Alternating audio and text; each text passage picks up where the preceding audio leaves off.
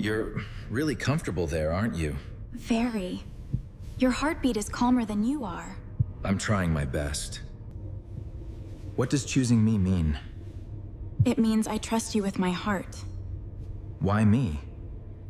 It means my heart feels safe with you. Then stay. I don't want you moving away. Good, because your chest is still my favorite pillow. The bunk smelled like someone else's sleep, and the someone in question had already claimed the wall side. Marcus Webb stood in the doorway of compartment 14 with his kit bag over one shoulder and a transfer order in his hand that assigned him, clearly and without apology, to the top rack in a room built for two that was currently housing 6.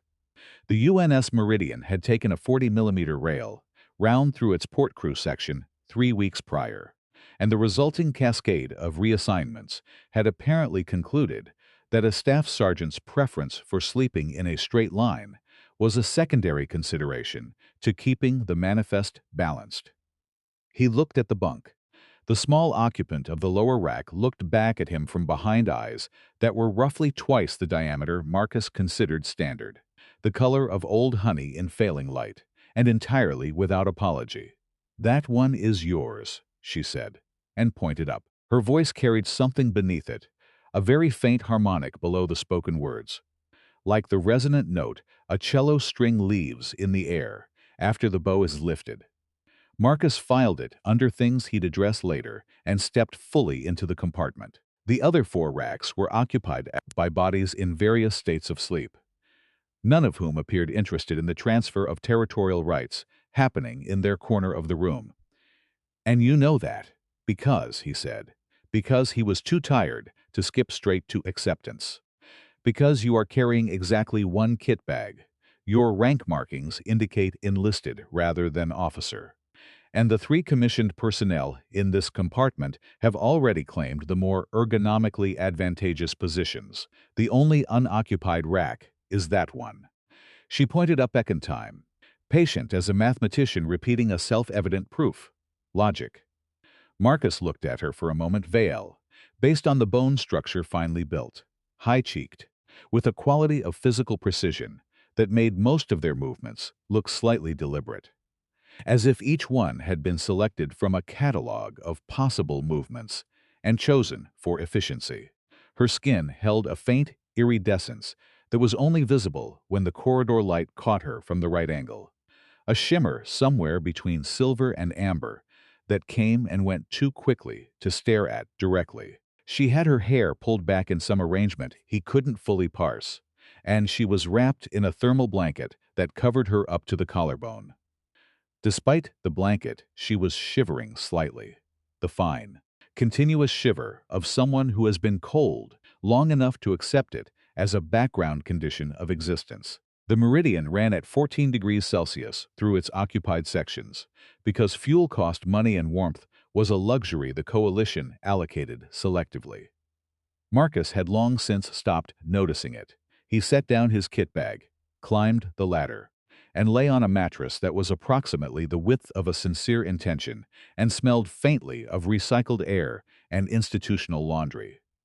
The ceiling was close enough to touch without extending his arm. "Welcome," said the alien woman below him, in a tone that suggested welcome was a courtesy rather than a sentiment, and went back to the translation module in her lap. Marcus stared at the ceiling and arrived, with the particular exhaustion of a man who has stopped expecting things to be easy, at the conclusion that this was fine. He'd slept worse than a bunk aboard a military transport. He'd slept in places that were actively trying to kill him.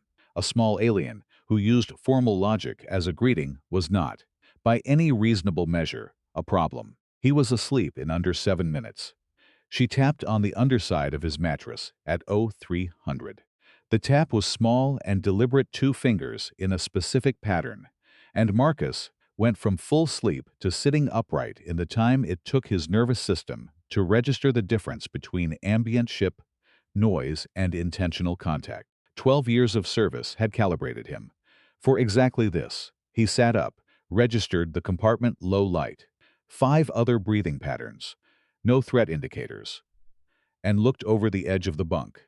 She was looking up at him, The thermal blanket was wrapped entirely around her, including over the top of her head, so that only her face was visible in the narrow frame of it. Her honey-colored eyes catching what little light the emergency strips provided, and giving it back amplified, the way eyes do when they've evolved for low-light environments. "It is very cold," she said. Marcus looked at her. He looked at the 2 feet of empty space beside him in the bunk. He looked back at her. "How cold does your species run?" he said. Because he had found over the years that understanding the problem was generally more useful than objecting to it. "Our homeworld maintains an ambient temperature of 23 degrees Celsius, with peaks near 31 during midday cycle," she said. "Our thermoregulation functions adequately within 4 degrees of that range. Below 12, we experience significant metabolic disruption." A pause. "This ship maintains 14 degrees. I have been operating at the low edge of functional thermoregulation for 9 hours. And the blanket isn't enough. The blanket is rated to provide insulation at 14 degrees. I am already at 14 degrees." She said this simply, without complaint, as if she were describing a shipping manifest error rather than a physiological crisis. The thermal differential required for adequate regulation must come from an external source. Marcus exhaled. He moved to the wall side and left the outer edge of the bunk open. She was up the ladder and settled against his side before he'd fully processed the decision to make it. She weighed roughly what a large child would weigh, which startled him slightly. He'd known she was small, but there was a quality of lightness to veil bone structure that translated to almost nothing when it was pressed against your ribs. She was cold through the double layer of her blanket, and his cold enough that he felt it, and she pressed her face into his chest, into the space just below his shoulder. And the sound she made was not quite a sigh and not quite a low note of relief, but something between the two, carrying in it the specific exhaustion of a person who has been enduring something alone for a long time and has been briefly, unexpectedly, relieved of it. "This is sufficient," she said, against his shirt. "Good," Marcus said. "Your core temperature is stable. The output is consistent." A pause. "The resonance is also correct." She pressed her left hand flat against his sternum as she said it, palm open, fingers spread slightly, in a way that felt less like seeking warmth and more like someone reading a signal through a surface, like someone listening through a wall for something specific they expected to find on the other side. He didn't ask what resonance meant. He filed it alongside the harmonic in her voice and let sleep come back for him, which it did in under 4 minutes. Because his body had a highly developed sense of which problems required immediate attention and which ones could wait until he had more information to work with. The warmth in his chest where her hand rested was specific and settled in a way that struck him, from the receding edge of consciousness, as slightly unusual deeper than the warmth of another person's proximity, more interior. Like something had been placed there carefully and left to breathe in the dark. He noted it distantly, and then stopped noting anything at all. He would remember it in the morning. He would find every morning after that the memory of it was slightly more precise than the morning before. Her name was Yael. He learned this the following morning when she was already awake and had left the translation module open on the lower bunk with the suggestion offered, without particular affect, that mutual comprehension would reduce inefficiency between bunkmates. He agreed to this proposition because it was logically sound, and because Corporal Elena Vasquez was waiting in the corridor outside with 2 cups of ship coffee and an expression of suppressed amusement. "New bunkmate," Vasquez said, handing him the left cup and making it sound like a complete sociological observation. "Thermal redistribution issue," Marcus said. "Sure." Vasquez sipped her coffee. She was from somewhere coastal, originally, and had the kind of practical directness that people who grew up near the water tended to develop a sense that conditions changed constantly, and the smart move was to adapt rather than resist. She had been on 3 deployments with Marcus and was the closest thing he currently had to a friend, which they both understood without having discussed it. Vale. Right. I looked it up in the passenger advisory database. They're warm-adapted homeotherms. Their thermoregulation is efficient within their native range, but bottoms out fast in cold environments. Below 15 degrees, they start having real trouble. This ship runs at 14, Marcus said. Yeah. She considered her cup, so she needed the body heat. Which makes sense. But there's also apparently something specific about human bioelectric output that Veil thermal receptors respond to. Something about the frequency range. Human bioelectricity is, I don't know the technical term, apparently a particularly good match for how Veil biology is designed to receive thermal input. Marcus thought about the word Yale had used, pressed flat-handed against his sternum with the specific attention of someone locating a signal. Resonance is also correct. Where'd you read that? He said. Xenobiology Supplemental.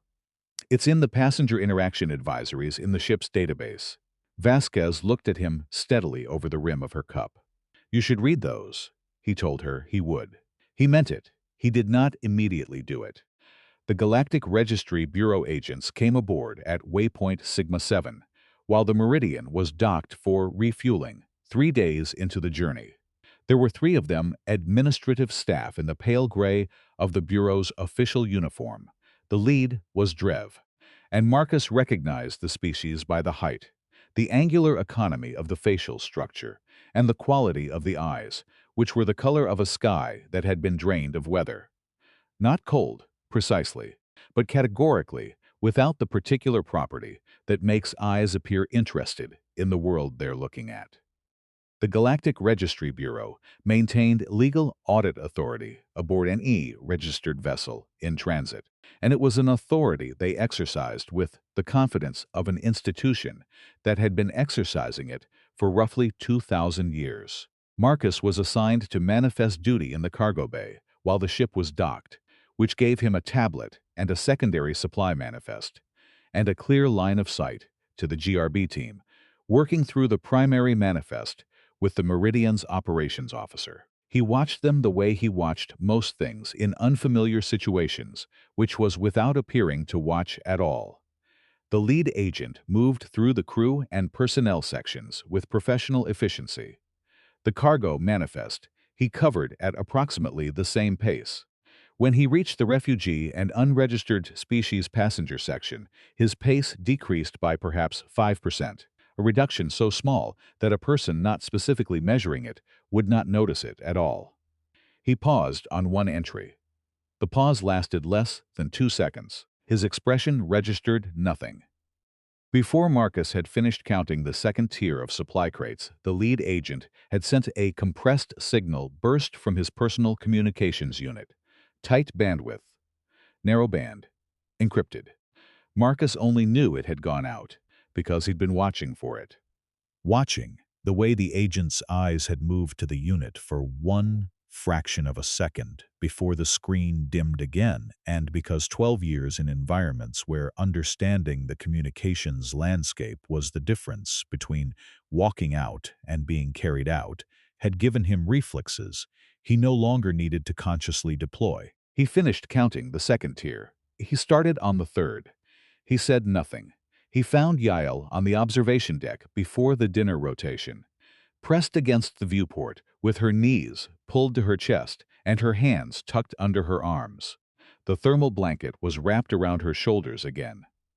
The stars moved slowly past the scratched plexiglass, and she was watching them with an attention that had something of memory in it, or of counting, or of both. He sat down beside her. At the distance, 2 people sit when they've spent 3 days learning each other's habits without fully deciding to, not touching. And looked at the stars, too. They were quiet for a time. It was not an uncomfortable quiet. The lead agent, she said, eventually, without looking at him. He found something in my file. Standard audit, Marcus said. He sent a compressed signal before the audit was completed. She said this, without emphasis. With the precision of someone reporting a measurement, I observed the transmission indicator on his communications unit. My people taught me to recognize that type of signal.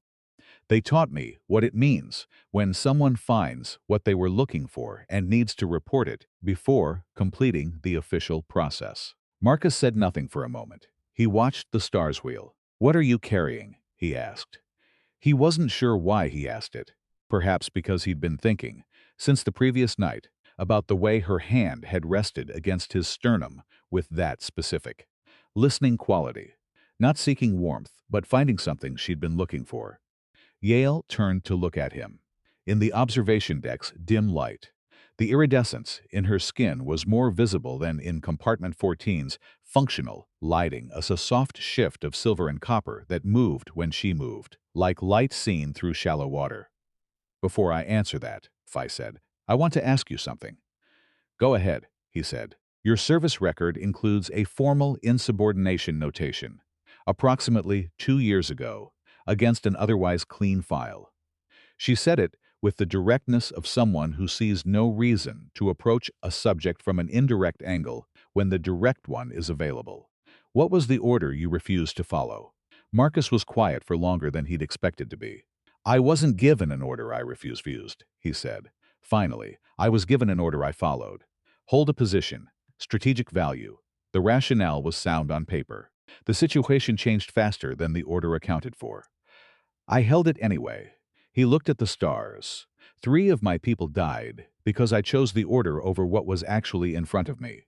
And the insubordination was afterward," she said. "I told my commanding officer, formally and on record, that the intelligence briefing underlying that order was outdated, and that the person who approved it without updating it was directly responsible for the outcome." A pause. Apparently, that characterization was not the preferred interpretation of events.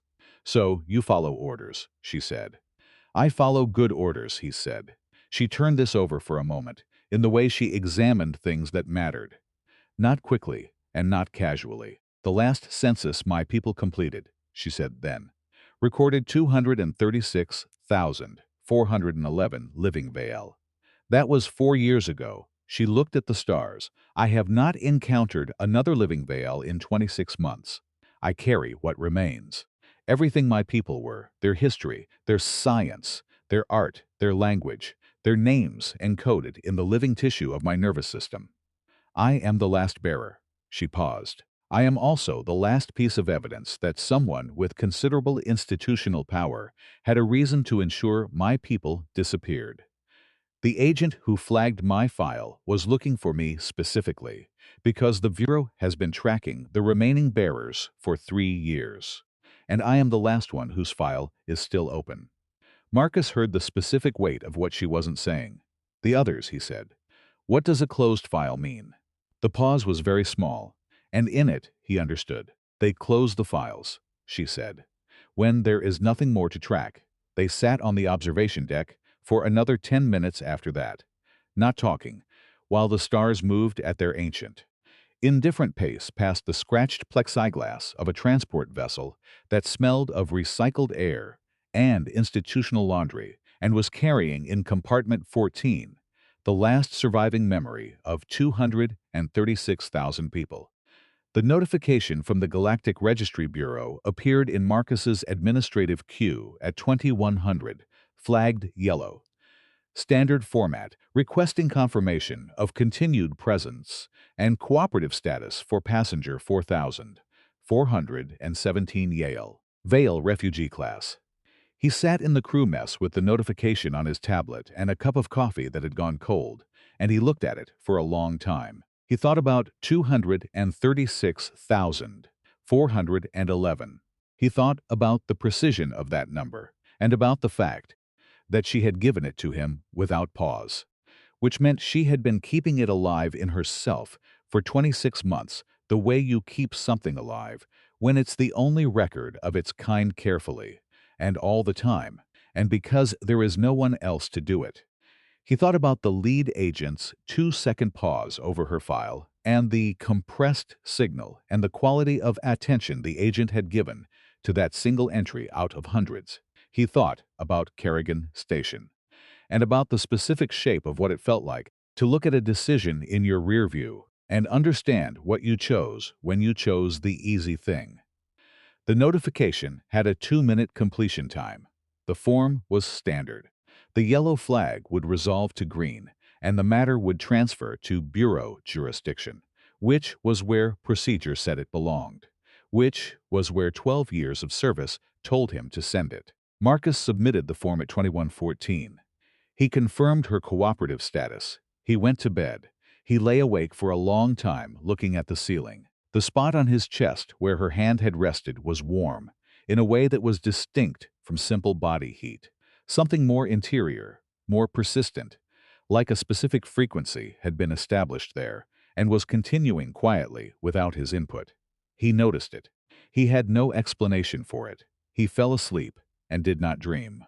In the morning, something had changed that he couldn't immediately locate. Not the warmth, which was still there, not his understanding, which hadn't yet expanded to accommodate what was happening. Something else, a shift in the interior weather of the specific kind that follows a decision whose full weight you haven't yet finished receiving. He went to find Vasquez. He told her about the compressed signal. He did not tell her about the form he'd submitted. The GRB agents did not leave at waypoint Sigma 7. This was, technically, within their authority. The Registry Bureau maintained the right of operational presence aboard any vessel in transit when an active documentation verification was underway, and the verification attached to passenger 4,417. Yael had entered what the lead agent Cast described to Captain Okonkwo's first officer as a detail review requiring extended presence. The Meridian's Captain Sadia Okonkwo, 15 years of command, a practical intelligence, and a very precise sense of what warranted her direct attention, had been informed of the extension, and had provided the Bureau team with temporary berths near the secondary manifest office, because the Bureau's authority was legitimate, and her record was clean, and she intended to keep it that way. Marcus found out about the extended stay from Vasquez, who had found out from the operations clerk, who had found out because it was the clerk's job to know where every person aboard the ship was sleeping. Extended verification, Vasquez said. They were in the port corridor during the first break rotation, and she was using the voice she used when she was choosing her words with more attention than usual. That can cover a lot of territory. What does it cover here? Marcus said. It means they're not done, and they're not leaving until they are. She looked at him steadily. Did you file the flag last night? Yes, he said. Resolved green. Yes, he said. She nodded slowly. The nod of a person deciding whether to say the thing they're thinking. She decided to. Here's something you should know about GRB jurisdiction over unregistered biological heritage material, she said. They can't compel testimony without a full council authorization, which takes time and has oversight built into it. But they can compel documentation review without any external approval, and under the Heritage Preservation Ordinance, the specific clause that covers biological encoding in living bearers. They have the authority to take physical custody of heritage material if it's assessed to be at risk of loss due to the terminal status of the last known bearer. She held his gaze. Terminal status means dead or legally incapacitated. She's not terminal, Marcus said. Right now she's not, Vasquez said. They looked at each other for a moment that had more in it than either of them chose to put into words. How long until Jericho Station? Marcus said. 4 days, she said. And Jericho has a full bureau extraction facility. He let the word extraction sit with him for a moment. Tell me that means what I think it means, he said, and not what I'm afraid it means. Vasquez's expression answered him. The formal verification interview happened the following morning in the small meeting room adjacent to the secondary manifest office. Marcus knew it was happening because he was passing the corridor at the relevant time, and he saw Yael entering the room ahead of Kost, and the way she walked precise, contained. Each step chosen made him think of someone crossing ground they've assessed as dangerous without allowing the assessment to alter their pace. He kept walking. He went to his assigned duty rotation. He spent 43 minutes cataloging repair components in Bay 3 and running a parallel thought process that he could not quite call planning because it hadn't fully resolved into a plan yet, only into a conclusion, which was that a verification interview with two Field Division security officers in operational charcoal standing outside the door was not a verification interview. At the 43-minute mark, he set down his tablet and went back down the corridor. The two field officers read him immediately, and he read them back. And what passed between all of them in that fraction of a second was the specific mutual assessment of people with combat experience establishing the parameters of a situation before anyone says anything. Restricted access, the left officer said. Verification in progress. I'm the assigned housing contact, Marcus said. Section 8 of the Passenger Management Protocol gives me procedural standing for welfare access. Section 8 requires a request from the passenger. Section 8 allows the housing contact to initiate on a reasonable inference of welfare concern when the passenger is unavailable to initiate directly. Marcus said. He had, in fact, spent the 43 minutes in Bay 3 reading the Passenger Management Protocol on his tablet, which Vasquez had flagged and forwarded to him at 0650 with a message that contained only the section numbers. The right officer shifted his weight fractionally toward the balls of his feet, which was not a threatening movement, technically, and was also not nothing. The left officer spoke quietly into his unit. After a moment, the door opened. Yale sat across a small table from Cast, with the second field officer positioned near the room's interior wall in the specific way that a person stands near a wall when their purpose is to make sure the door doesn't become an exit. Cast had a documentation terminal, and the expression of someone conducting a process he has conducted many times. Yale looked at Marcus when he came in. Her expression didn't visibly change. She communicated through posture, through the angle of her attention, through subtle adjustments that he was slowly learning to read. What he read in that moment was "you came," and underneath it, with less surface area than the first thing. I did not expect that. This interview is restricted, Cast said. I have procedural standing as the housing contact, Marcus said, and sat down in the empty chair beside Yael, without being invited to, and placed his hands flat on the table in the way that said clearly, I'm not threatening. I'm also not leaving, and I'd like to see the exact citation that requires me to do anything other than sit here. I believe there's a Bureau Provision Section 14, if I recall correctly, that allows a passenger's designated contact to remain present during extended verification review. He had not recalled correctly. He had guessed.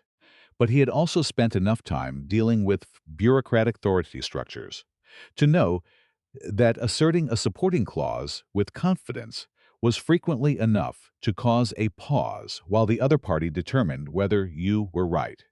And a pause was what he needed. Cast looked at him for a moment, running the calculation behind those pale eyes. Section 14, Cast said, applies specifically to medical or psychological welfare documentation. She has been operating below her species' minimum thermal threshold for approximately 96 hours, Marcus said. I'm prepared to characterize that as a physiological welfare concern if it would help clarify my standing. Another pause, longer this time. Cast turned back to the terminal and continued the interview. And he did not ask Marcus to leave. Marcus sat. Yale did not look at him again during the interview, which lasted another 22 minutes and consisted of Cast asking very precise questions about the nature, extent, and accessible scope of what he referred to as the biological heritage material she was registered as carrying questions that were detailed and clearly informed by significant prior research, and Yale giving answers that were technically complete, individually accurate, and collectively useless, in the way that a map of a city that shows only the streets and none of the buildings is technically accurate. When it was over and they were in the corridor, she said quietly, "You were not required to do that." "No," he said. "It will likely complicate your record." "Probably," he said. She looked at him with those eyes that gathered ambient light and gave it back amplified, and for a moment he had the strange sensation that she was reading him the way she read his chest when she slept, not with her eyes, exactly, but with something that used the eyes as its nearest available instrument.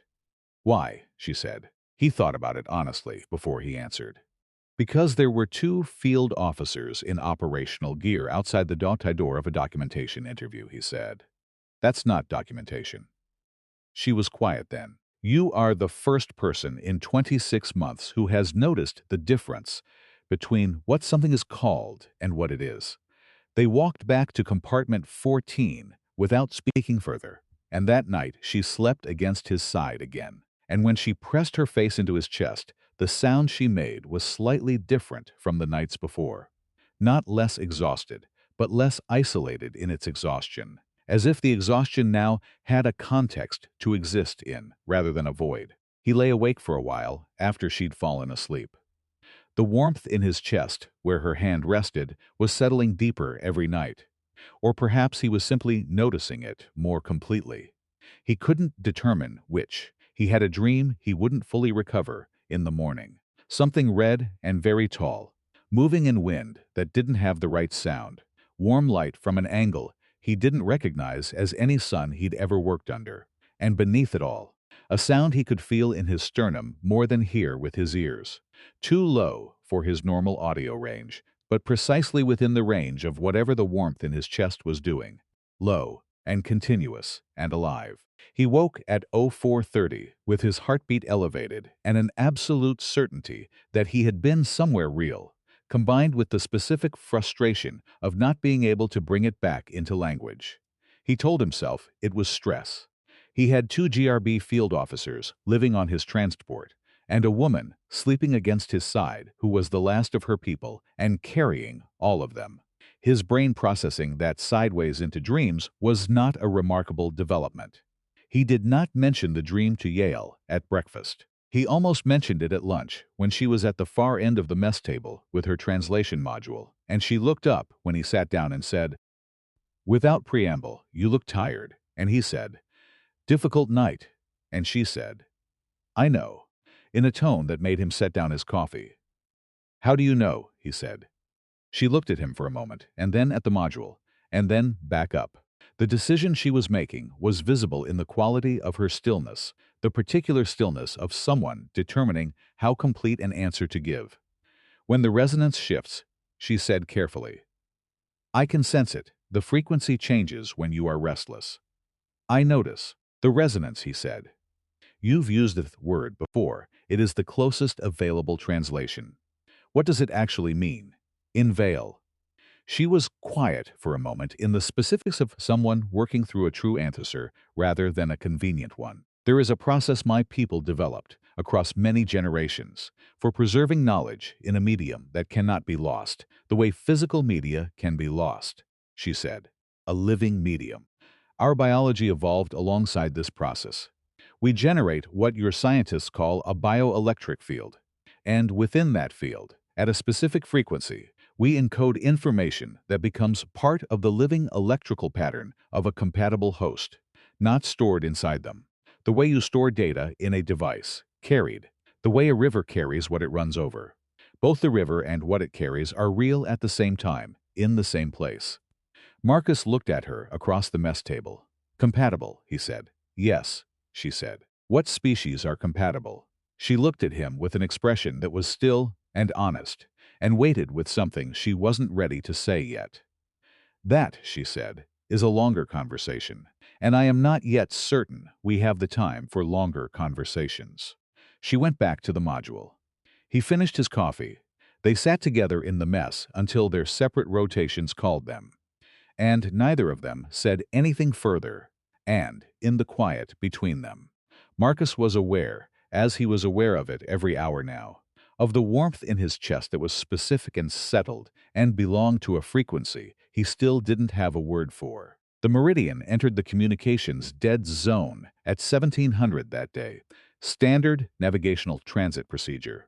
The ship's intercom announced it in Captain Okonkwo's even tones as routine.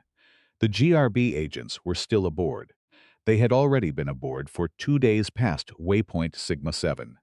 But when the communications window closed and the ship moved into the bandwidth-suppressed transit corridor, Marcus watched Subdirector Venn, the shorter Drev who ran the Bureau team's field division component, compact and very still in the way of field operatives who have learned to economize motion, make a small adjustment to his position near the secondary manifest office. Not threatening, not overtly anything. The kind of adjustment a person makes when a constraint disappears and they are recalibrating what's now available to them.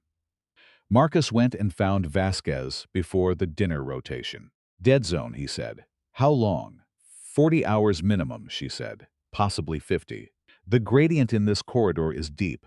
What does the Bureau's field division have operational latitude to do in a communications blackout? Vasquez looked at him steadily.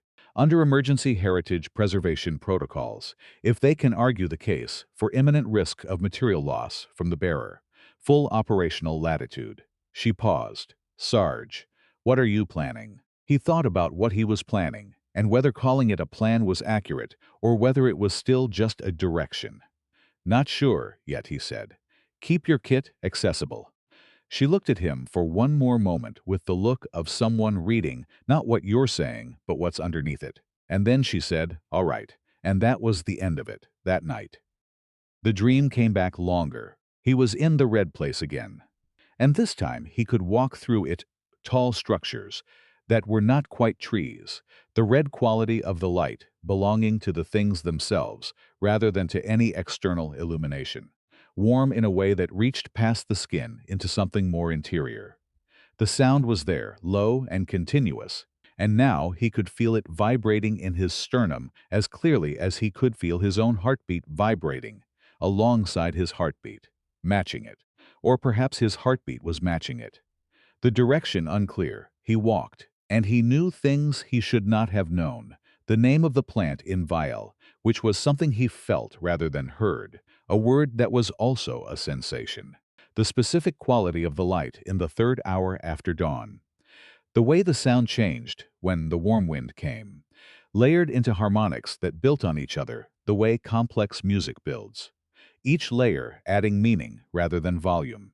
He woke at 0230 with his heart rate elevated, and the warmth in his chest so precise and distinct that he put his own palm over it, pressing his hand against his sternum, the way Yael pressed hers, and felt something there. Not pain, not quite warmth, but a resonance, small and continuous and alive. A frequency that existed right below the threshold of ordinary perception, but right above the threshold of what the body could politely ignore. Yael was asleep beside him, breathing slowly, her hand in its usual position. Her shivering had stopped weeks ago. He was keeping her warm, and she had settled into that warmth with the absolute confidence of something that has found the exact thing it needs. He moved his own hand away from his chest. He did not sleep again for a long time.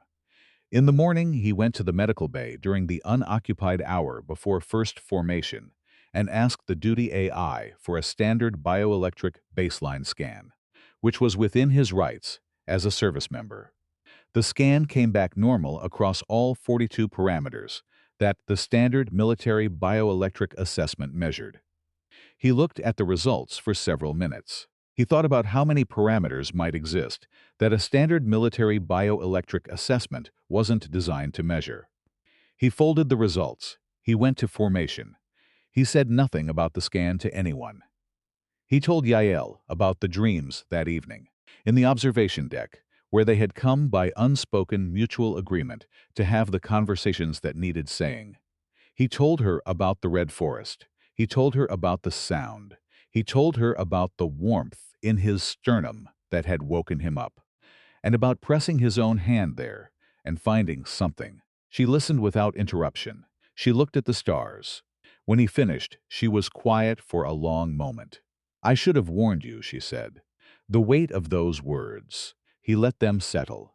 What are you warning me about now? He said. She looked at the stars for another moment, and then at him.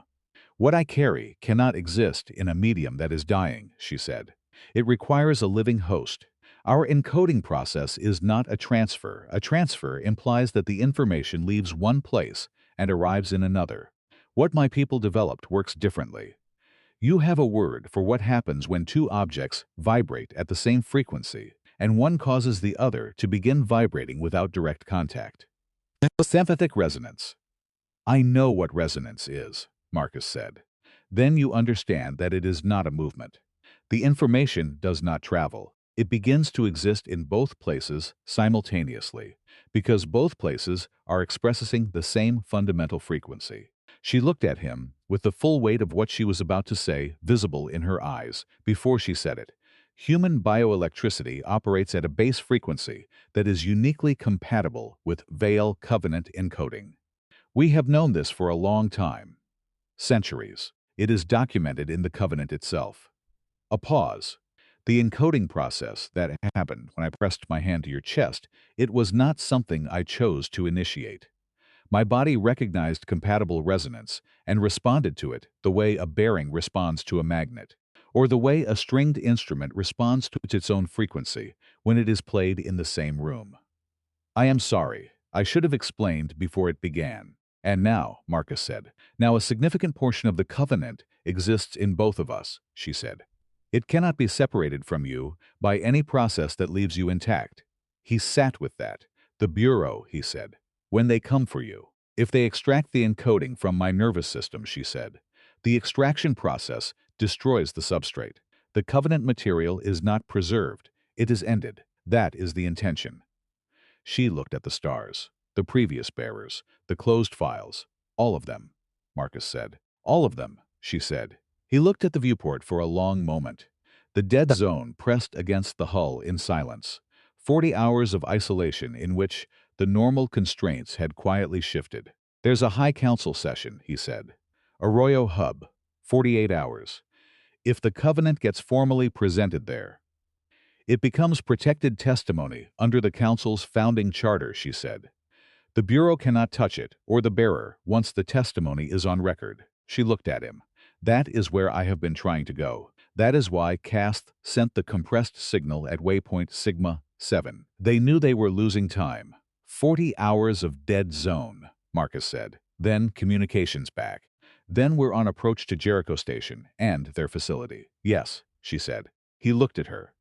Tell me what we need, he said.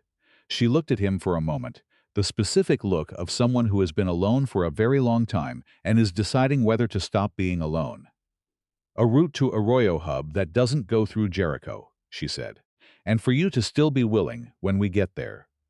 The transmission requires both of us in the council chamber. It requires the encoding in you to be accessible. She paused. And accessibility requires something from you that I cannot give you and cannot force. It requires you to actually feel what you're carrying. Not know it, feel it. The stars moved past the viewport. I'll work on that, Marcus said. She almost smiled.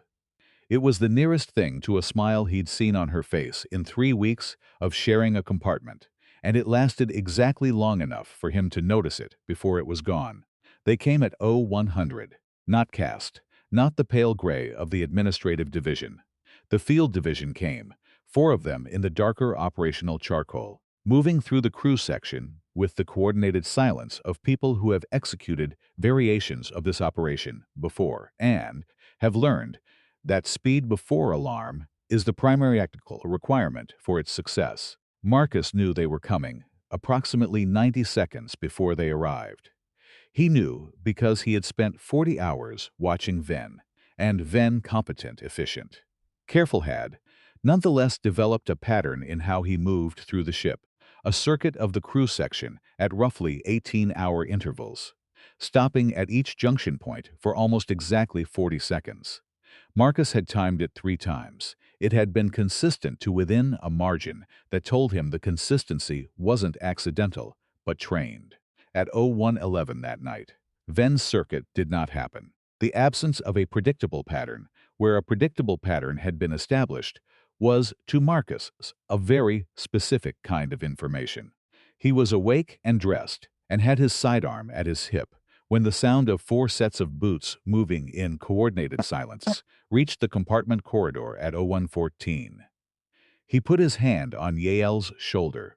She was upright before the motion completed, which told him she hadn't been fully asleep either. Seconds, he said. Maintenance access. Back wall. Left when you're in. Forward to junction 7. Wait there. She looked at him for exactly 1 second. Measuring something. Go, he said. She went. The four field officers came through the compartment door fast, and Marcus Marsus was ready for them, which made a material difference in how the next 90 seconds unfolded. The difference between 4-1 and 4-1, who knows? The terrain and is already moving was, in his experience, the kind of difference that mattered. It was not clean. Clean fights were fiction. What it was sufficient, which meant he was standing at the end of it, and the four officers were not. One had a collarbone that would require medical attention and would produce a report that was going to sound implausible. Another had a concussion that would make the next 48 hours deeply unpleasant. The other two had sustained injuries in the category of inconvenient rather than serious. Marcus had 2 cracked ribs from the third officer, a laceration along his left forearm from a containment instrument deployed in a way that exceeded its rated application, and a burn mark along the right side of his neck where a non-lethal deterrent had made contact at shorter than its designed deployment distance. He was standing and moving, which was all the assessment mattered right now. Vasquez materialized from the secondary cross passage at Junction 3, already in full kit, without being called and without asking questions. 4 down in 12, he said. Then, she said, don't know his position, cast. Also unknown. Junction 7. She fell in beside him, and they moved forward through the maintenance corridor.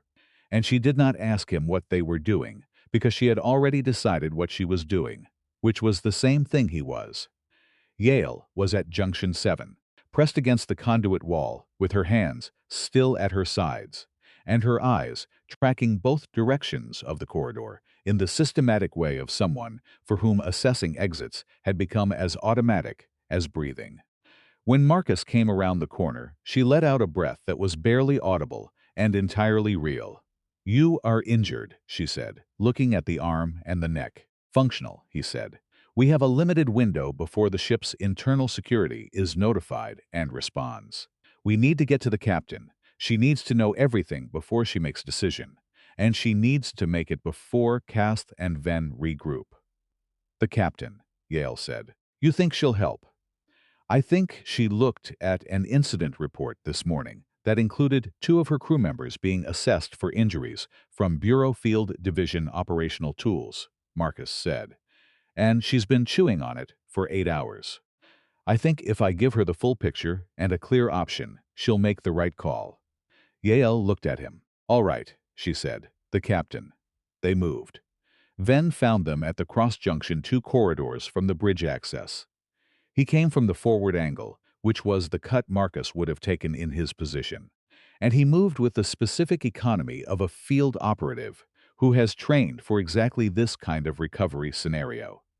He had his containment field emitter up, and he used it before Marcus closed the distance, and the emitter worked as designed. Yale went down. There was no violence in it, which was the unsettling part. No impact, no sound. Just the bioelectric disruption of the vagal nervous system hitting the specific frequency that interrupted its function, and she folded quietly to the deck. Still conscious, eyes still open, but unable to coordinate movement. Marcus had been in motion when the emitter fired, and physics carried him the rest of the distance.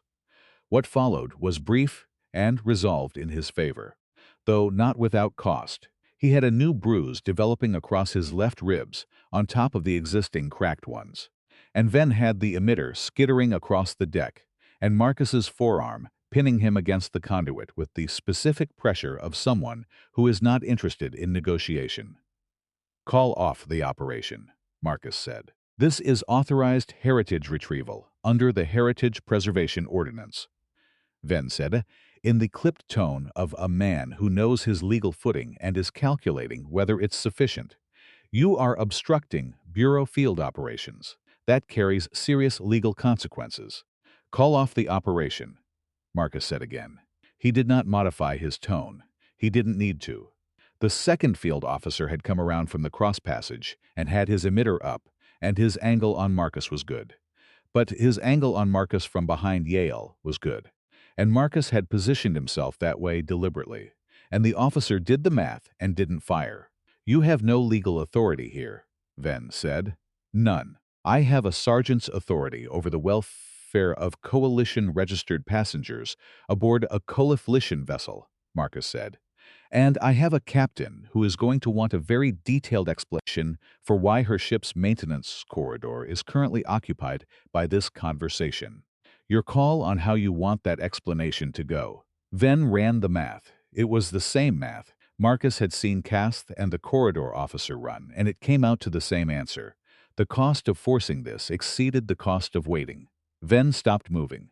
Marcus got to Yale. She was sitting up when he reached her, braced against the conduit, and her hands were shaking in the fine, continuous way of a nervous system that had been disrupted and was working to re-establish its own signal. Her eyes found him immediately, and in them was the aftermath of fear. Not the fear itself, but the moment after the thing that almost happened shows you the precise shape of what you almost lost. She pressed her hand against his chest. Not the careful listening placement of the nighttime contact both hands, this time. Deliberate and complete.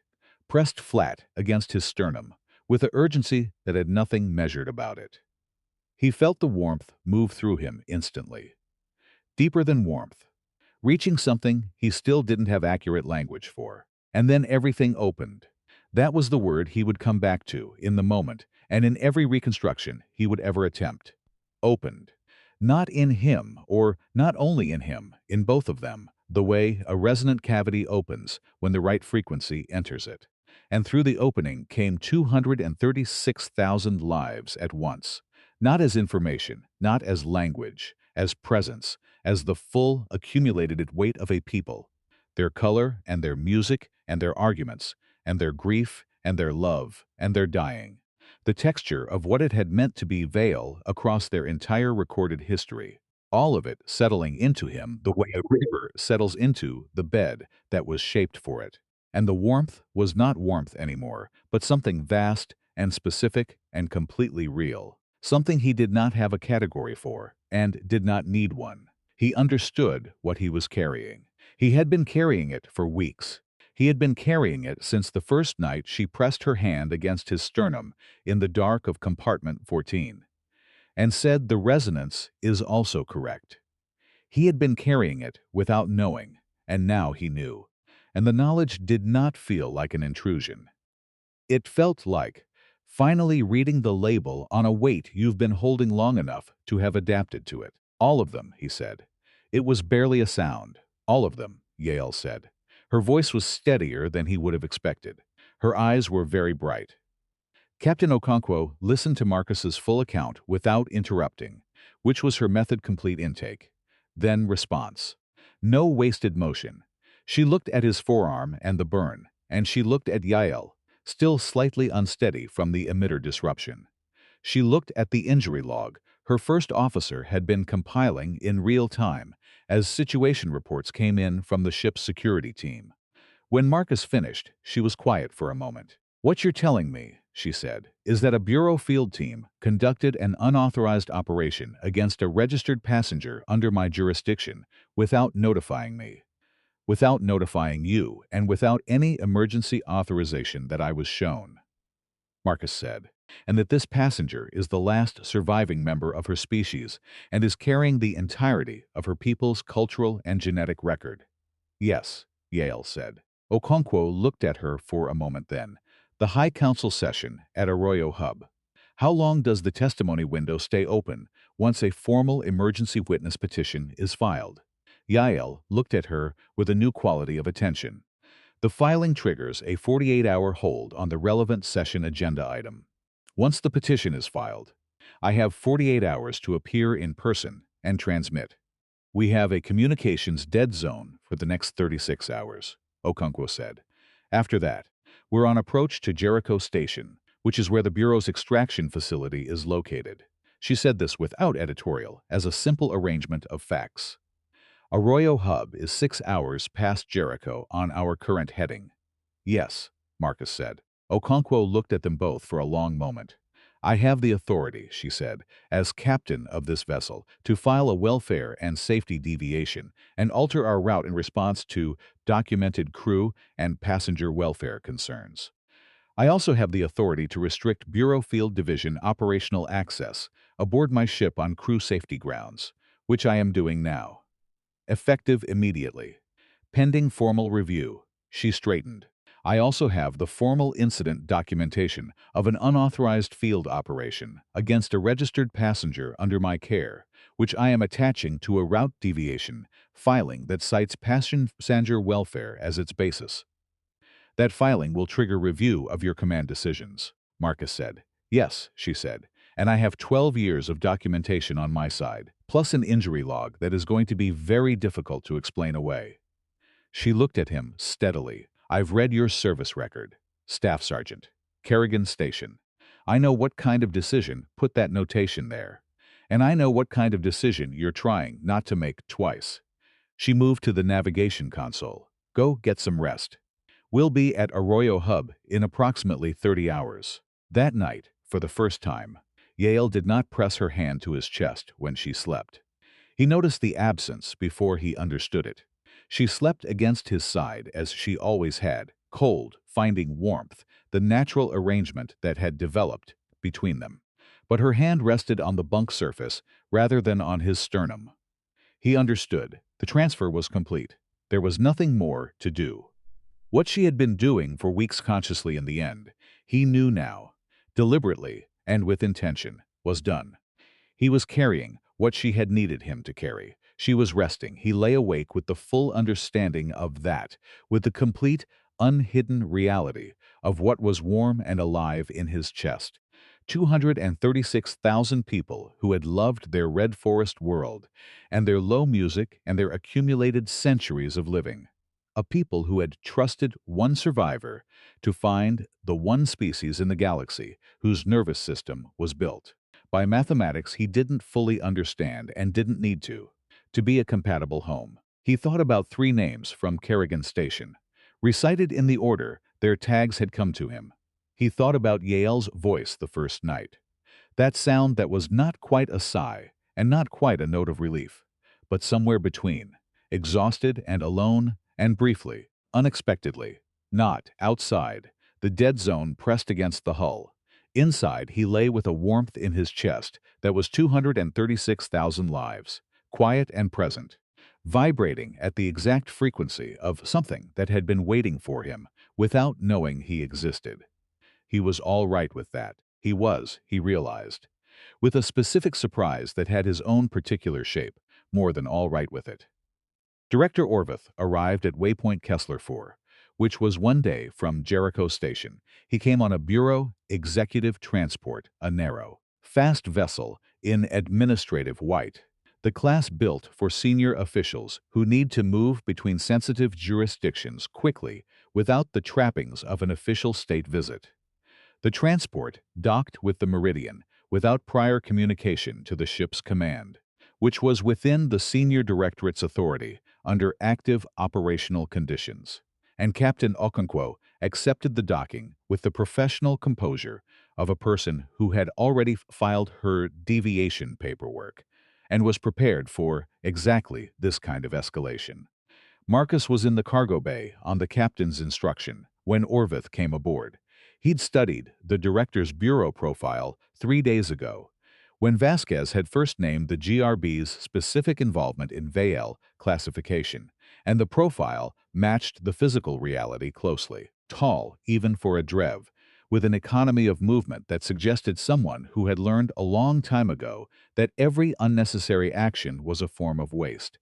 His eyes were the color of a sky that had been thoroughly drained of weather, not cold, not warm, but categorically, without the particular property that makes eyes appear interested in the object they're observing. Orvith did not look at Marcus when he came through the cargo bay. He looked through it in the way that a very precise instrument looks through the medium it's aimed at toward the thing it's measuring. He was there for Yael.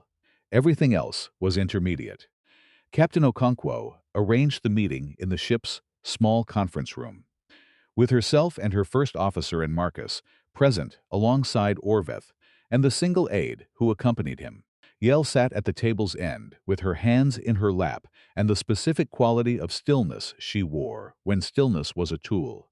Orvith opened with law, not threat, which was the more effective position and the one he clearly preferred. He moved through it with the precision of someone who had spent 40 years building an institution on documentation and had the documentation to show for it. He outlined the Bureau's jurisdiction over Vale Covenant material under the Heritage Preservation Ordinance.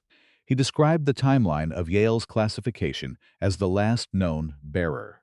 He noted, with the particular specificity of someone who understands that detail is more intimidating than volume, that the 3 previous bearers had been successfully processed through the extraction protocol at Jericho Station, and that the extracted material had been appropriately archived under Bureau Classification Level 7.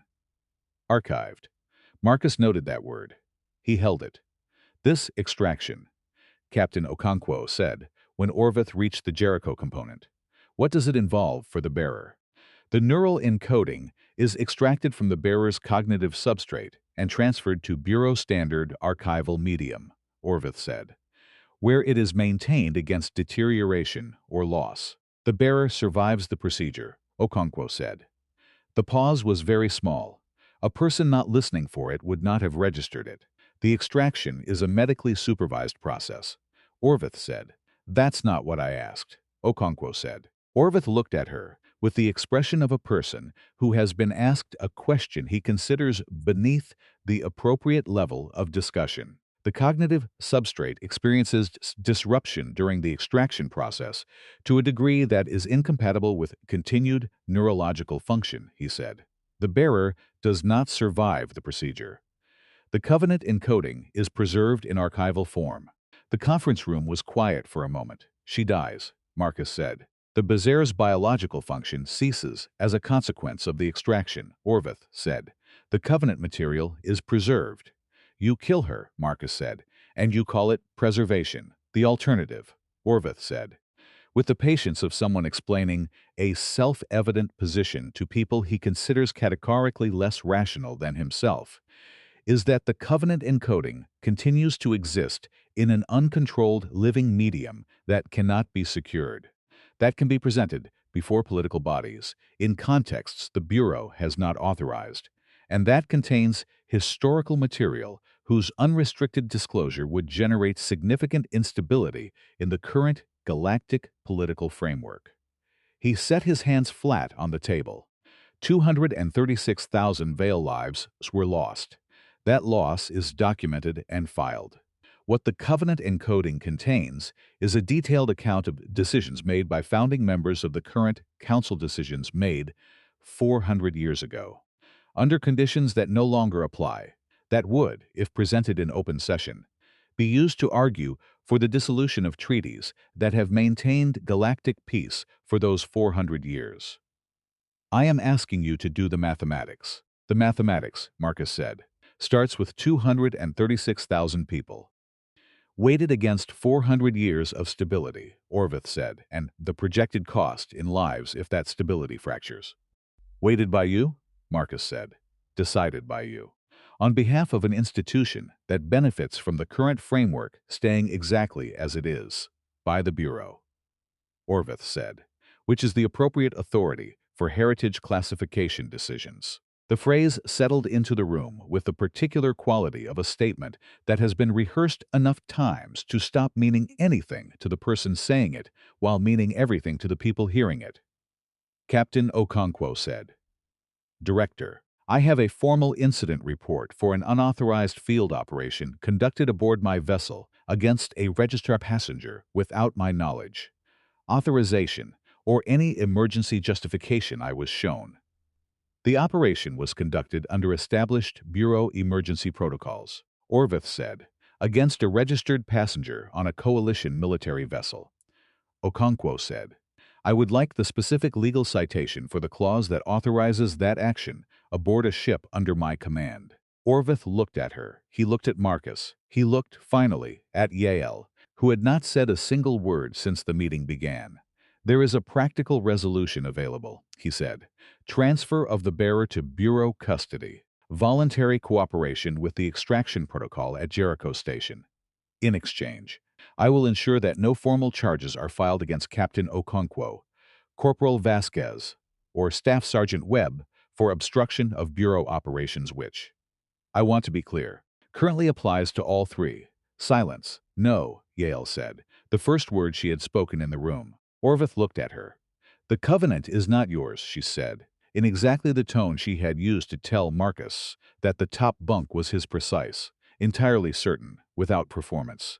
It has never been yours, it belongs to my people, and my people trusted it to me to hold until it could be heard by a body, with the authority and the charter mandate, to hear it, not a bureau, the High Council. She looked at him with the full stillness of someone who has accepted all the possible consequences of a position and chosen it anyway. You will not hear it. But the council will. Something moved through Orvith's expression then. Not emotion, exactly. The Drev were too disciplined for that. But a recalibration, the adjustment of a very precise instrument encountering a variable it had underweighted. The council session, he said, very evenly, is in 48 hours. You are currently 1 day from Jericho Station, which is 6 hours from Arroyo Hub. The mathematics remain what they are. He was right. The mathematics were not in their favor. Yet, the scan took place before Orvith left the conference room, and it was the scan that changed everything. He used a portable resonance scanner, a pre-extraction assessment tool, standard bureau equipment, designed to map the surface frequencies of a neural encoding without direct contact. A preliminary step, routine for any extraction protocol, used to establish the scope and complexity of what the full extraction would need to address. He ran it over Yael with the efficient professionalism of someone performing a procedure he has performed many times, and the scanner showed him its results. Marcus watched Orvith, read the results. He watched him, read them twice. He watched the director's expression controlled, precise, constructed over decades into a thing that did not show anything. It was not authorized to do something around the eyes that was not quite a response and not quite not a response. Something very small and very fast. The kind of thing that is only visible to people who have learned to watch the eyes of people who are trying not to be readable. Orvith looked up from the scanner. He looked at Yael. "Where is it?" he said. "Safe," she said. He looked at the scanner again. He looked at Marcus, and Marcus felt Orvith's gaze move across him with the specific quality of someone who has just been required to revise a calculation they considered complete. The director's eyes were on him for perhaps 3 seconds, and in those 3 seconds Marcus knew that Orvith had run the new math and was not finished with it yet. "Interesting," Orvith said, quietly. To no one in particular. He closed the scanner. He stood. He told Captain Okonkwo he would need additional time to address the legal framework of the situation, and would be in contact within 6 hours. He left without looking at Marcus again. They were in the corridor outside the conference room. Vasquez materializing from the auxiliary passage, with the expression of someone who has been listening around a corner and is waiting for the briefing, when Marcus said to Yael, "He knows." "Yes," she said. The scanner showed him where the encoding wasn't, and then he looked at me. "Yes," she said. Her hands were not entirely steady, and she was not trying to hide it. "He knows what I'm carrying," Marcus said. "He's doing the math on what it costs him to deal with that." "Yes," she said again. "What does the math tell him?" Vasquez said. Yael looked at her. She looked at Marcus. "If he attempts the extraction on you," she said, "he kills a coalition military officer in active service. That restarts the ceasefire conflict, 11 years of negotiated peace. Undone by one death." She said it clearly as a fact. "He is not prepared to pay that cost. The Bureau's power depends on galactic stability. Destabilizing it to solve this problem would cost him more than the problem costs him. So he can't kill me," Marcus said. "No," she said. "But he also can't let us reach the High Council," Marcus said, thinking through it. "Because if the Covenant gets presented in that chamber, it's protected testimony under the Charter, and everything the Bureau has been hiding for 4 centuries becomes part of the public record." "Yes," she said. "So he can't use force against me," Marcus said, "and he can't let me through. Which means he will use documentation." Yael said. He has spent 40 years building an institution that controls the galaxy's records. He will build a record that prevents you from testifying. She looked at Marcus with the full weight of what she was saying. He has 6 hours before communications return. He is very good at this. Marcus leaned against the corridor wall. He looked at the industrial ceiling of the Meridian, at the familiar geography of the ship that had become, in 4 weeks, something more than transit. He thought about 6 hours. He thought about 40 hours to Arroyo Hub. He thought about the warmth in his chest that was 236,000 lives. Quiet and present and impossible to give back. "What does the transmission require?" he said. "If we get to the chamber, what exactly has to happen?" Yale looked at him. Something in her expression was very careful. "I initiate the transmission protocol," she said. "The encoding activates through me and moves through you, not to you. The primary copy is already in you, through you, to the Council's resonance listener. But the activation requires the encoding in you to be fully accessible." She paused, not carried passively, accessed, felt. He heard what she was saying. "You told me before," he said. "Feel it, not just know it." "Yes," she said, "and I told you I didn't know if I could do that." "Yes," she said. "I still don't know," he said. "I know," she said, "but you will have to try." She looked at him with something in her eyes that was not the practical assessment she normally gave him, but something more direct and more difficult. The expression of someone who has examined a person closely enough to know both what they're capable of and what it will cost them. "You let it matter, Marcus." 3 weeks ago, on the observation deck. "When you let what I told you about my people actually land inside you, that was when the encoding accelerated. Not because you were kind, though you were, because you opened to it." She paused. "You have been carrying it ever since. All you need to do is stop carrying it at arm's length." He said nothing for a moment. He thought about the warmth in his chest, He thought about the red forest and the music that was too low for ears but exactly the right frequency for everything else. He thought about what it was going to cost to let that fully in, what it was going to require of him. The specific thing he had spent 2 years working to close against. He pushed off the wall. "Vasquez," he said. "Already thinking," she said. "Think about what we need to get from the civilian berth to the council chamber without going through the main concourse." She was quiet for a moment then. "Give me 4 hours." "You have 3, he said. She gave him the look of someone who has accepted an unreasonable deadline because the alternative is worse, and went. There was also what the Covenant said about him. He sat with Yael on the observation deck for the last time that evening, and she told him what was in the 43rd record of the Covenant's 2nd volume. She told it carefully, translating from a language that did not fully translate, taking the time each phrase required. 380 years ago, when humanity was barely extrasolar, when the first human survey vessels were cautiously feeling their way through the outer protocols of early galactic contacta, Vale Explorer encountered a human crew near what later became known as the Helion boundary. They spent 11 days in mutual proximity, attempting communication through translator technology that was insufficient for the task. They understood very little of what the other was saying, but the Vale Explorer, who was a bearer, noticed something, the gem.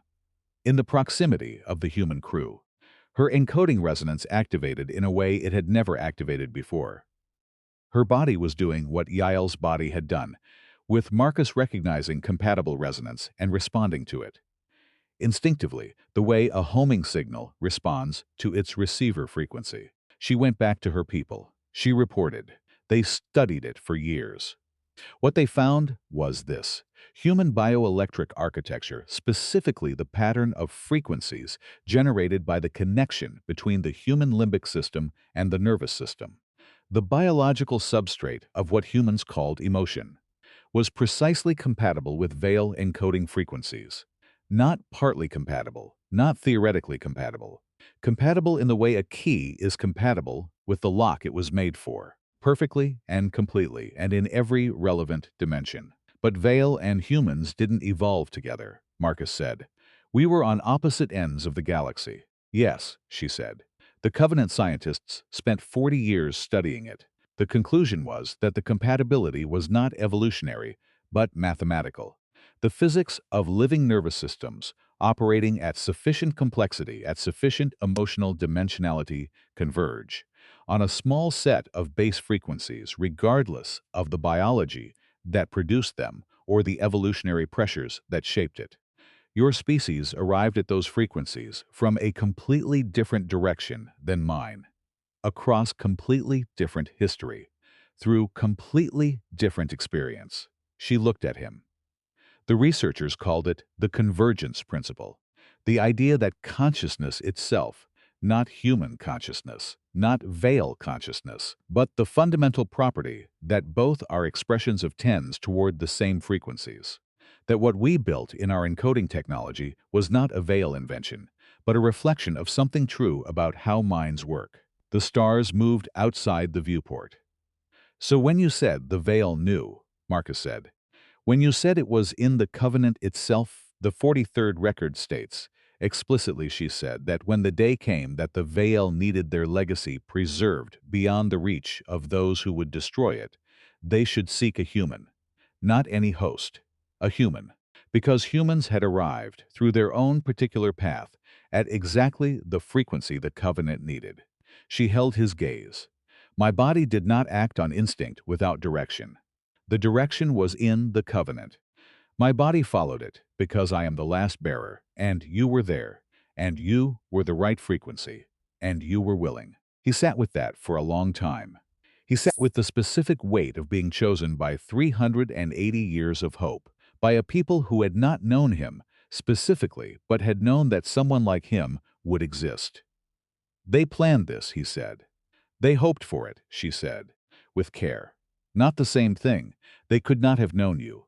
They only knew that the frequency existed in your species, and that it was compatible, and that when one of their last bearers found a human who was willing to open to the resonance, it would work.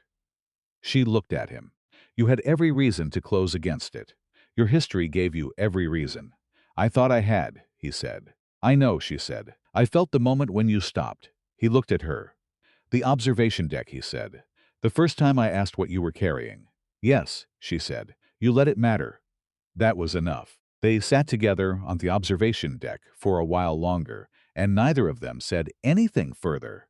And the stars moved past the viewport at their ancient pace, and somewhere in his chest, 236,000 lives breathed quietly in the frequency that had been waiting for something like him. Arroyo Hub was a permanent orbital station at the convergence of three major galactic trade and diplomatic routes, and it showed. The architecture was 3 centuries of accumulated additions, each era adding its layer onto the one before, so that the station had the specific quality of a place that has been important for a long time and knows it. The council session facility occupied the hub's central ring, and its main concourse was the standard passage point for all session participants, formally required, well monitored, and the most obvious place in the station for a bureau director with 40 years of institutional leverage to arrange for a specific person not to pass through. Marcus stood at the civilian berth viewport and looked at the station and thought about the main concourse. Not through the front, he said. No, Vasquez said, beside him, with the tone of someone who has already done the research and is confirming a conclusion. She pulled up the facility schematics on her tablet, publicly accessible, cross-referenced with maintenance documentation she'd obtained from a registry subdirectory that was technically public record and practically invisible without knowing exactly where to look. She had known where to look. Service conduit from civilian berth level 3 connects to the station's utility maintenance network. The network has access points at 6 locations inside the council facility, including the pre-session holding corridor on level 4. That corridor connects directly to the chamber's secondary entrance. Session prep crew uses the pre-session corridor until 90 minutes before opening, Marcus said. Until 90 minutes before, Vasquez confirmed. After that, it's restricted. Before that, it's technically accessible to authorized facility staff.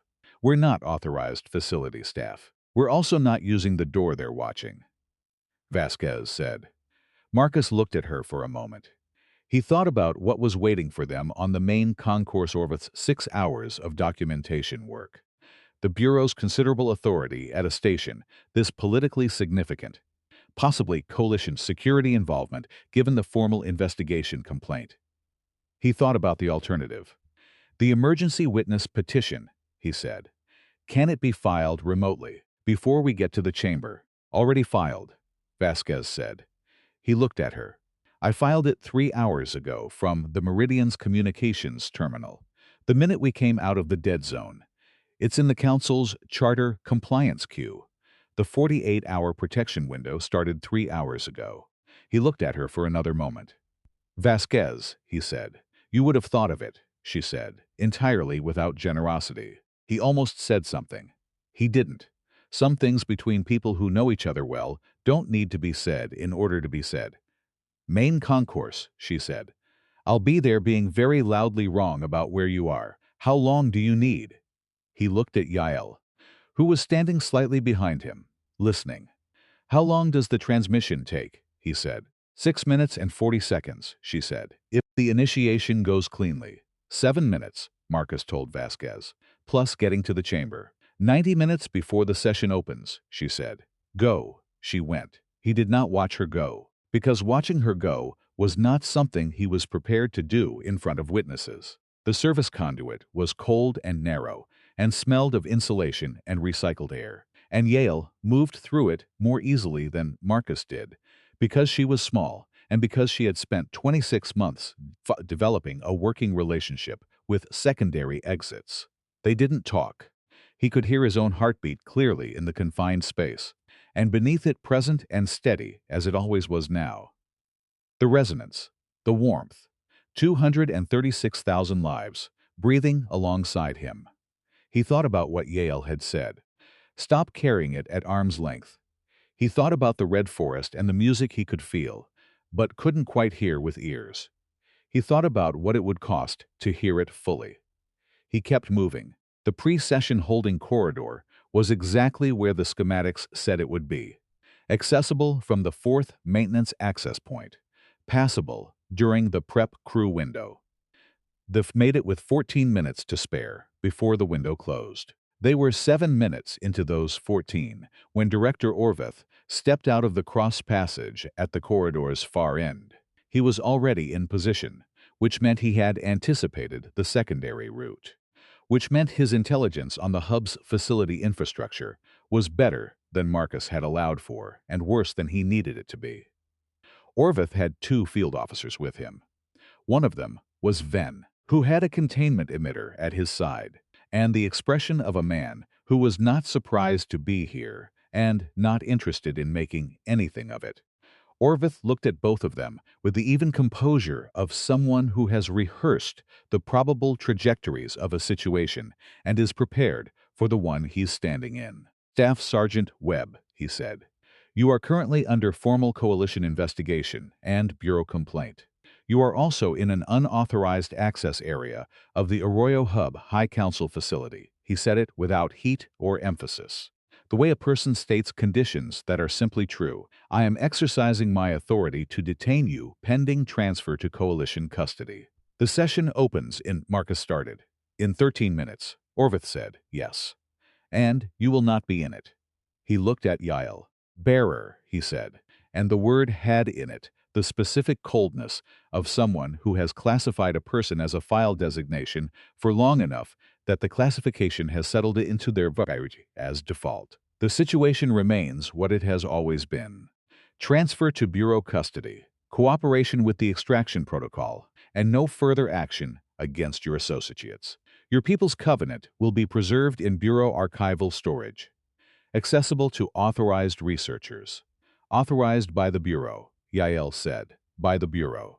Orvith said, which authorized its own destruction, she said, which classified its own crimes, which decided for 400 years what was appropriate for the rest of the galaxy to know about how those 400 years began. She looked at him with a clarity that had the weight of the entire covenant behind it.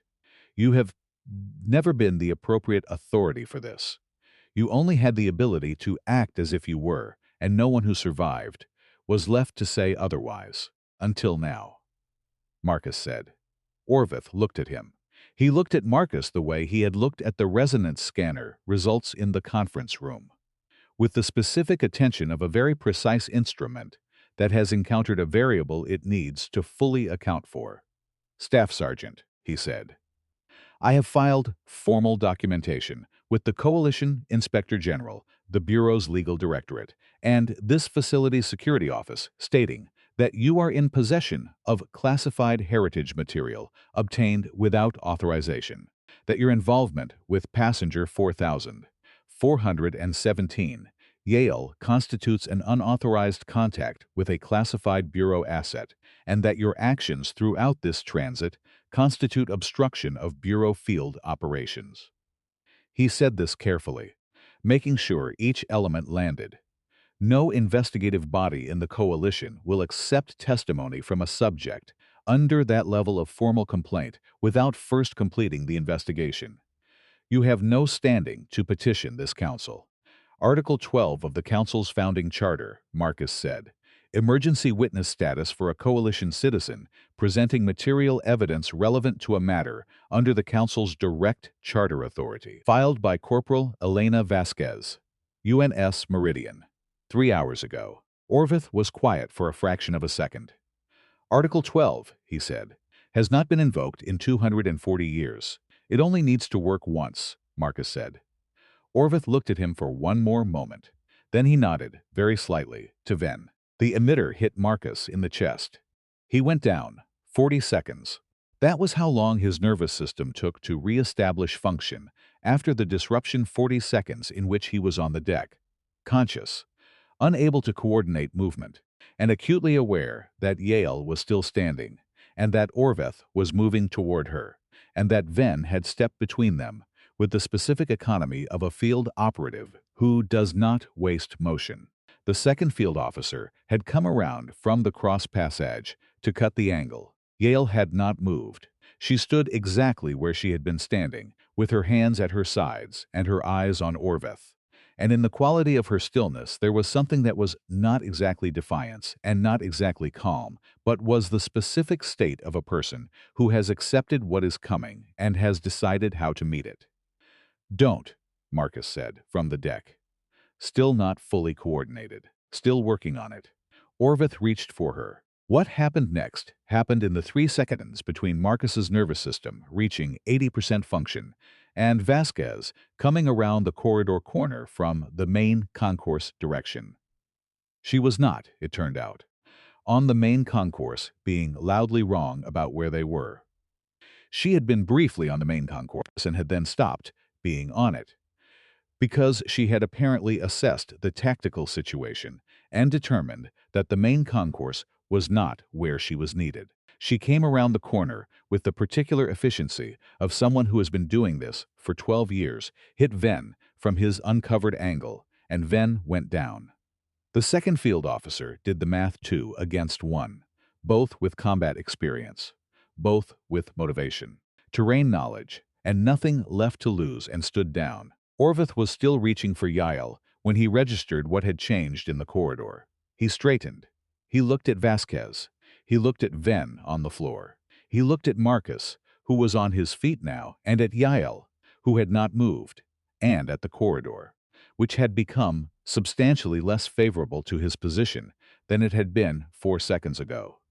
The calculation he ran was visible in the brief pause before he spoke. This does not change the legal framework, he said. Come to the session and say so, Marcus said. In the chamber, on the record, in front of the council, or don't. Either way. He looked at Orvith for one more moment, at the man who had spent 40 years maintaining a system that had decided 236,000 people were a reasonable cost for institutional stability, who had done it with genuine conviction, who had genuinely believed the math, who had a blind spot the size of everything that made the math wrong. He turned and walked the last 2 corridors to the High Council chamber, with Yael beside him and Vasquez behind them, and he did not look back. They were inside with 6 minutes to spare. The chamber was older than its current use, with the kind of architectural weight that accumulates over centuries of decisions. The light came from sources chosen to be equitable across species. Not warm exactly, not cool, but present. The listener's station was a dedicated resonance receiving position built into the chamber's design, which meant the council had received veiled testimony before. 300 years of a station designed to hear her people's voice, and, for the last 4 years, no voice to receive. Yale stood in the center of the chamber. Marcus stood beside her. She looked at him, with the full weight of everything that had happened between the service conduit and this room in her eyes. The emergency petition filing will trigger the session to open to our testimony first, she said. Before any other business, we have the window. 6 minutes and 40 seconds, he said. If the initiation goes cleanly, she said, which requires. I know what it requires, he said. She looked at him. Then she reached out and pressed both hands flat against his chest. Not the careful nighttime placement, but something more complete, palms open. Covering the position she had returned to every night for 3 weeks. The position she had found the first night and recognized as correct. Marcus, she said, tell me something true. He looked at her. He understood what she was asking. Not for information, not for reassurance. She was asking him to open the thing he had been carrying at arm's length. She was asking him to stop managing the distance. He looked at her hands on his chest, and he thought about what was under them. All of it, the full weight. The red forest, and the music, and 236,000 names recorded in a census that was the last count of a people, and the 26 months of a loan that came after. And Yael, pressing her face into his chest in the dark, because his body ran at the right frequency, and her people had always known that something like him would exist, and she had found him in a too small bunk on an overcrowded transport. Because that was the particular geography of how these things happened. He thought about Kerrigan Station, and 3 names in order. He thought about the sound she had made the first night, not quite a sigh, and not quite a note of relief. Something between those things. Carrying in it the specific exhaustion of a person who has been enduring something alone for a very long time, and has been for one moment not alone.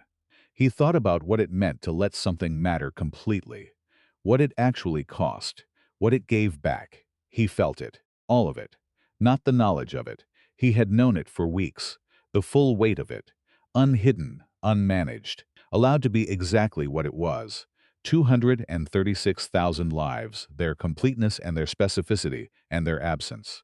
The unbearable reality of what had been done to them, and the equal, unbearable reality of what they had left behind, in the hope that someone would still be listening. He was crying. He registered it the way you register rain when you've been inside long enough to forget it's possible. Not surprised, only surprised that you'd thought you'd lost access to this. It had been 2 years since anything had required it of him. He had believed he'd closed it off.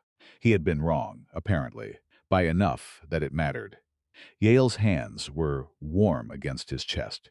The warmth moved through him like a frequency arriving at its room. Good, she said, quietly. That's exactly it. She closed her eyes. The transmission began.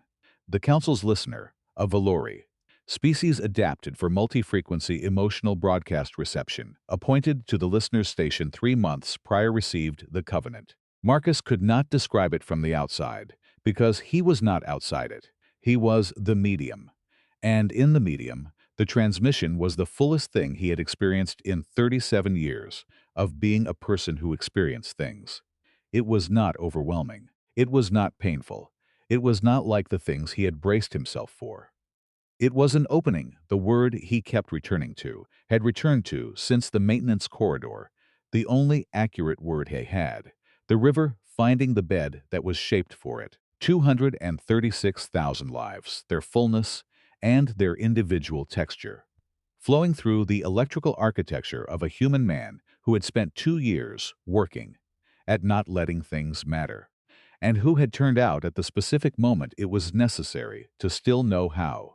It lasted 6 minutes and 40 seconds. The transmission was complete. The warmth in his chest did not diminish. it would not diminish. He would carry the Covenant for the rest of his life dormant, without a bearer to initiate the transmission protocol. But present, the frequency established, the warmth specific and real, the occasional red forest dream, the music below the threshold of hearing, the knowledge he could not access as knowledge, but could not unfeel. He would carry it the way a river carries what it has run over, not as an object, as a quality of the flow. He looked at Yael. She was looking at him. "Is it enough?" he said. "It is everything," she said. "Every record, every name." He nodded. The chamber doors opened. Orvith walked in alone. He walked in with the precise economy of a man who has reassessed the situation and has come to state the new parameters. He stood in the chamber floor and he looked at Marcus, and then at Yale, and then at the listener's station, where the Valori listener was completing the verification documentation for the transmission they had received. "The investigation against you is still active," he said to Marcus. "I know," Marcus said. "The legal framework has not changed because of what happened in this room." "Some of it has," Yale said. Orvith looked at the listener's station.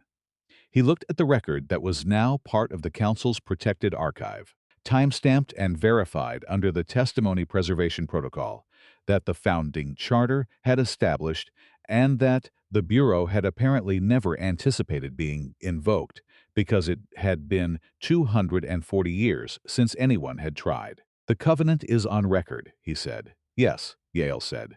Something moved through Orvith's expression, not defeat. A man who had spent 40 years building institutional power did not wear defeat on his face, and this was not defeat anyway. Not yet. Not in the simple sense. It was the specific recalibration of someone who has encountered a changed set of conditions and is processing the update with the thoroughness it requires. The Covenant was on record. The Bureau could challenge the filing. The investigation against Marcus could proceed. There would be legal mechanisms and counterclaims that would take years to fully resolve. And in those years, the record of what the Bureau had done to the Veil, what the founding Drev had done, and what Orvith's institution had done to maintain the silence would sit in the Council's archive with the protected status of verified testimony, available to every researcher and journalist and political advocate who knew to look for it. He could not undo it. "You will face consequences," he said to Marcus. "Yes," Marcus said. "Come back when they're ready." Orvith looked at him for one more moment, at the Coalition staff sergeant standing in the High Council chamber, carrying a dead species in his chest, who had made it here through a service conduit and a pre-session corridor, and everything that Orvith's 6 hours of documentation work had been designed to prevent. He turned and left the chamber. Marcus stood there for a moment, looking at where Orvith had been. "That was less dramatic than I expected," he said. "The most important things rarely are," Yale said. He looked at her. He almost laughed. "Didn't quite." "What happens now?" he said. "Now," she said, "there are consequences for everyone." She said it with her eyes open, in the way she said things she had already accepted. "For you most visibly. The investigation is real." "I know," he said. "You will probably lose something," she said. "I know," he said. She looked at him. "Was it?" "Yes," he said, before she finished. He didn't need to hear the rest of the question. She looked at him for a moment longer, with those two large eyes that gathered light and gave it back. Then she nodded, once, with the specific nod of someone who has verified a thing they needed to verify. "All right," she said. From the corridor outside the chamber, they heard Vasquez say, at moderate volume and with a specificity that suggested she was talking to someone official. "I have no information about the current whereabouts of Staff Sergeant Webb, as I have said several times." Marcus walked out to the corridor to deal with the consequences. The aftermath was long and complicated, and did not resolve cleanly, because nothing real did. Captain Okonkwo's route deviation was reviewed and upheld as within operational discretion, with a notation she contested formally and had cleared a year and a half later. Her record came out cleaner than before, in the opinion of everyone who examined it, alongside what the Covenant testimonies subsequently revealed about what she had been transporting. Corporal Vasquez received a formal reprimand for her role in the Article 12 filing and her actions in the pre-session corridor. She appealed it on the grounds that everything she had done was within the applicable regulations, read at sufficient depth. After 7 months, the appeal was upheld and the reprimand expunged. "I told you," she said to Marcus when it came through. "You did," he said. Marcus's investigation took 9 months. The formal finding acknowledged unauthorized interference with Bureau field operations. It also acknowledged justified welfare intervention on behalf of a registered passenger. It also acknowledged that the Bureau's field operations had themselves been conducted without proper notification to the vessel's commanding officer, which was its own violation. The resolution was a written reprimand and a reduction from staff sergeant to sergeant, which Marcus did not contest. "You should appeal," Vasquez said. "No," he said. "You'd win," she said. "I know," he said. "I'm not interested in winning it." She looked at him for a moment, and then away, which was the form her respect took when she disagreed with a decision. He was assigned to a desk rotation at Kerrigan Station while the investigation resolved, which was the coalition's way of keeping him proximate and busy. He spent 8 months there. The station was different than he remembered. Not because it had changed, but because he had. In the way that carrying something long enough changes the shape you move through the world with. The 3 names he recited in order were still there. They would always be there. But they sat alongside something larger now. And the weight was different when it was shared. Orvith was placed under counsel investigation within 4 months of the testimony filing, as the first researchers to access the Covenant record published their findings, and the political implications of the founding-era material became public. The Bureau's heritage classification practices were under formal review. Reform proceedings had been initiated in the Council's Oversight Committee. These were the kinds of things that moved slowly through institutions as old as the Council, with the friction that power generates when it is being examined. But they moved. The Vale species was reclassified from extinct to culturally preserved, which created a formal designation that the Covenant record would be maintained as a living archive rather than a closed file, and that Vale cultural and biological reconstruction was a recognized objective of the Council's charter. What that would mean in the long term was something only the long term could show. It was a beginning, which is what beginnings are, not the thing itself, but the opening toward it. Yael remained at Arroyo Hub through the initial proceedings as the formal witness of record for the Covenant testimony, and then transferred to the Vial Preservation Coordination Office, which was 4 people in a room that was too small for the work, and an administrative budget that was insufficient for it, and which was nonetheless the first official structure created specifically to do that work. Which was something. She sent him messages, once every few weeks. They were not long, they were precise in the way she was precise, and they said what they meant. She told him about the researchers, the reconstruction work, the small archive node that had been established at Kerrigan Station, which was close enough to a neutral junction point that several research institutions had agreed to co-fund it, and which he could visit if he wanted to. He visited it. It was not the Red Forest. It was a small room with rendered images and audio reconstructions, and carefully archived text translated into the 6 most widely used galactic languages, and it was nothing like being inside the warmth of the Covenant encoding. But it was a room where Yael's people existed, where before it had been a closed file, and a closed file was a different kind of nothing. He stood in the small room for a while.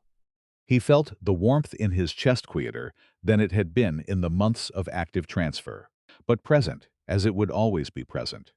The frequency his body had learned. The river running over the same stones long enough that the stones had taken on its pattern.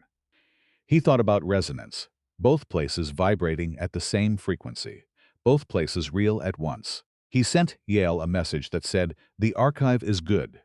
They got the light right in the rendered images." She replied 11 minutes later, "The third-hour forest light is very close. The music is still not right. I am working on the music. He sat in the small room at Kerrigan Station for a while longer, with 236,000 lives, warm and quiet in his chest. And outside the viewport, the stars moved at their ancient and indifferent pace, enormous and patient, and wholly unconcerned with everything that had happened and everything that was still to come between the points of their light. He was all right with that. He had work to do. He went back to it.